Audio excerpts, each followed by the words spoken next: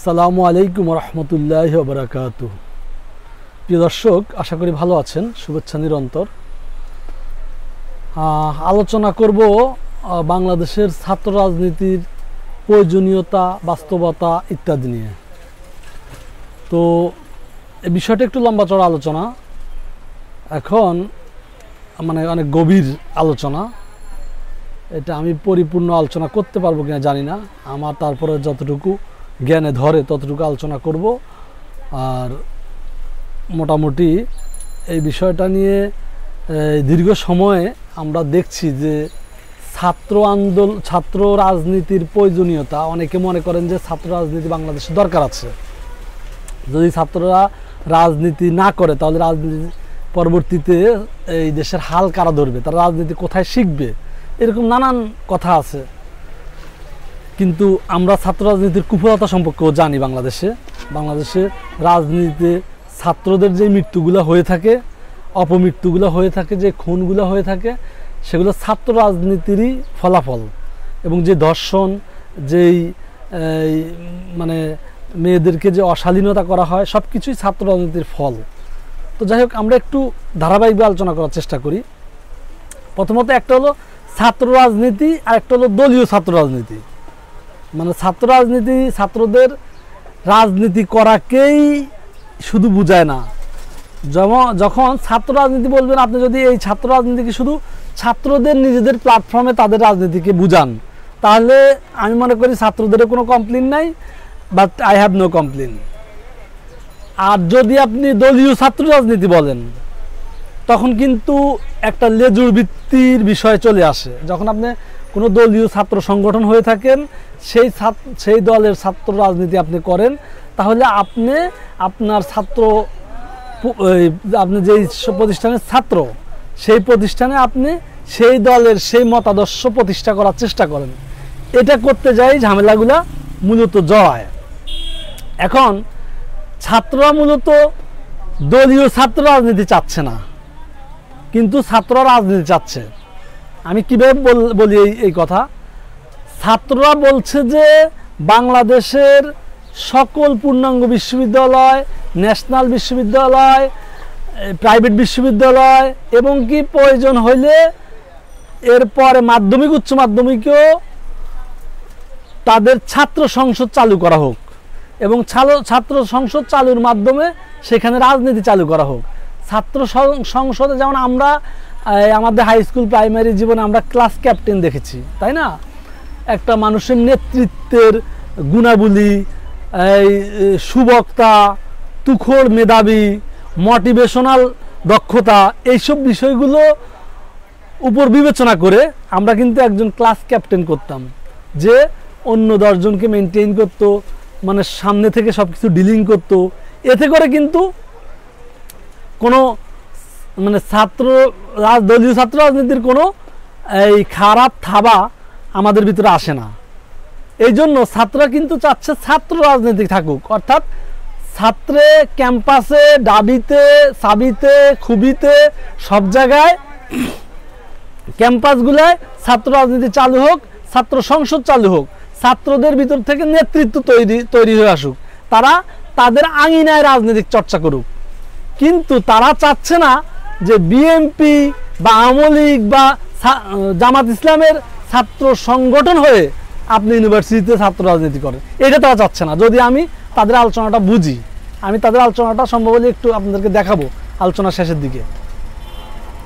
আমি ব্যাপারটা যদি বুঝি যে তারা চায় যে তারা স্বতন্ত্র রাজনীতি করতে চায়, কোনো লেজুর ভিত্তি, দলীয় ভিত্তি রাজনীতি তারা করতে চায় না।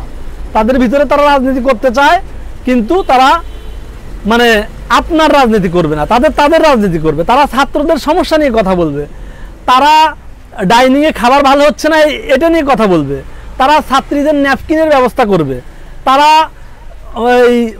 একটু দরিদ্র ছাত্ররা কীভাবে হোস্টেলে থাকতে পারে, দরিদ্র এবং মেধার ভিত্তিতে ছাত্র যেন ক্যাম্পাসে থাকতে পারে, সেটা তারা দেখবে।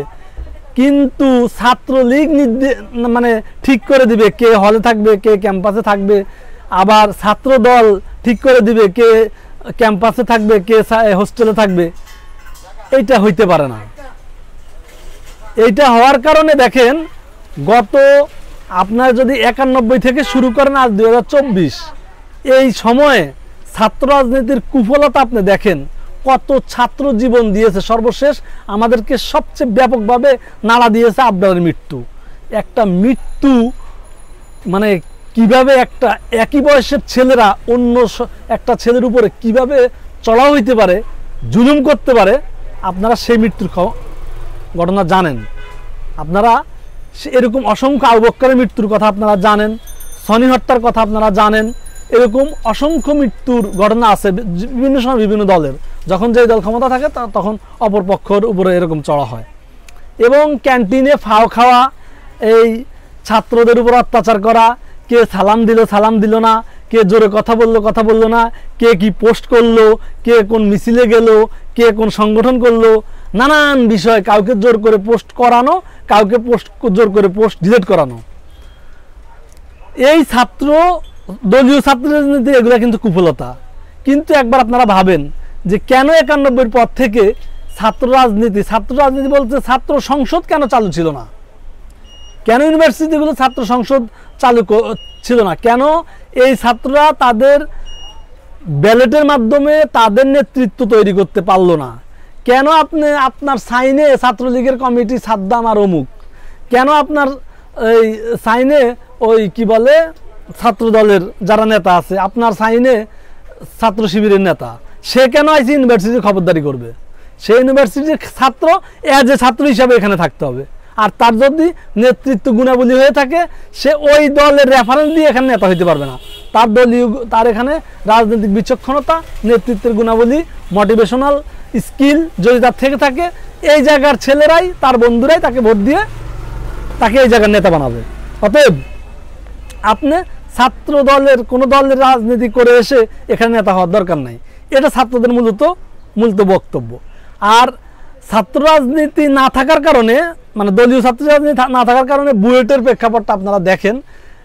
এই গত বেশ কিছুদিন আগে যখন ছাত্রলীগের ছেলেরা মানে বুয়েটে এই একটা কমিটি দেওয়ার তৎপরতা দেখাইছে, ওই মুহূর্তে কিন্তু বুয়েটের স্টুডেন্টরা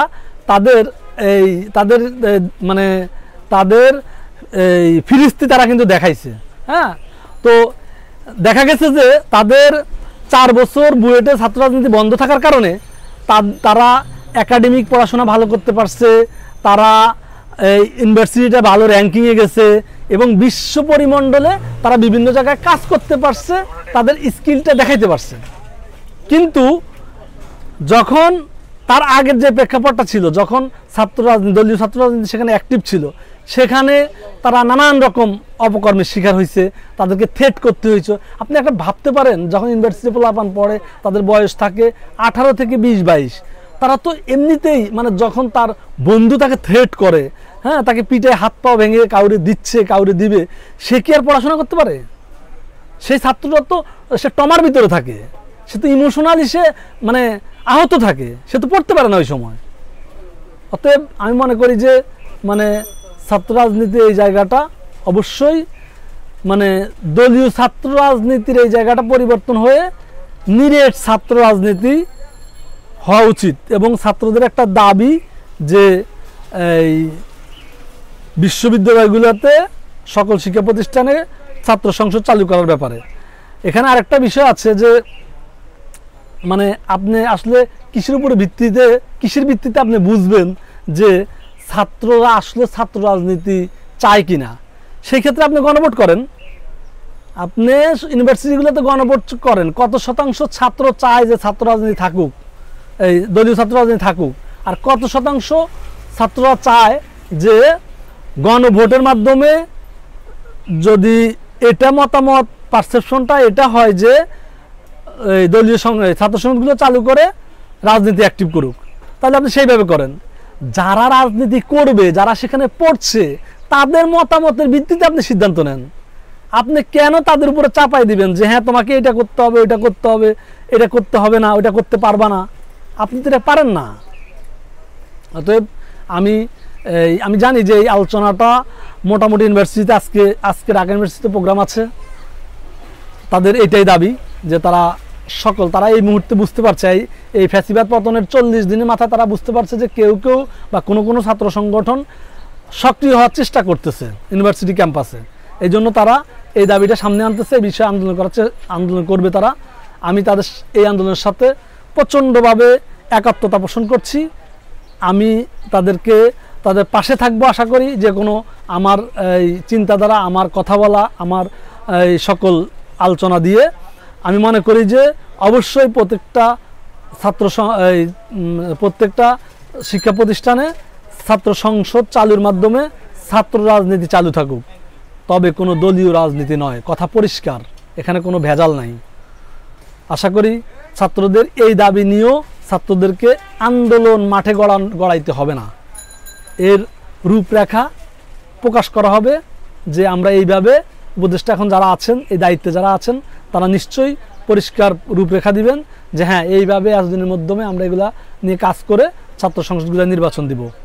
ভালো থাকবেন প্রিয় দর্শক, আবার কোনো না কোনো আলোচনা নিয়ে কথা বলবো আপনাদের সাথে। আসসালামু আলাইকুম রহমতুল্লাহ।